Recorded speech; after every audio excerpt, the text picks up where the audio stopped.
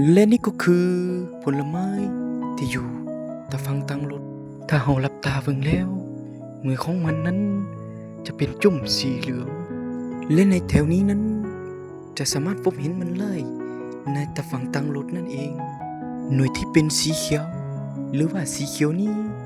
มันจะยังบ่เฮสุกและหน่วยที่เป็นจุ่มเหลืองสุกห้อยตรงเตงอยู่นี่ในแถบนี้เขาจะเอิ้นกันว่าบักหำงัวมักหำงัวนี้คนส่วนหลายเขาจะบ่กินกันซึ่งสาเหตุนั้นก็เนื่องมาจากว่าคนส่วนหลายนั้นบ่ฮู้ว่าหมากนี้มันกินไรนั่นเอง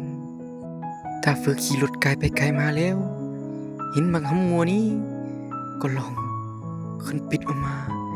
แล้วขบกินเบิ่งถ้าได้กินเป็นครั้งแรกแล้วก็ต้องลืมขับรถแน่นอนเมื่อพวกเขานั้นไล่เอามากินจีมแล้วเขาก็ไล่หักออกไปปุ่มหนึ่งพวกเขานั้นก็เลยแต่หวังว่าจะบ่ไล่ไปเข้าห้องหมอย้อนมาหำงัวปุ่มนี้อย่างแน่นอน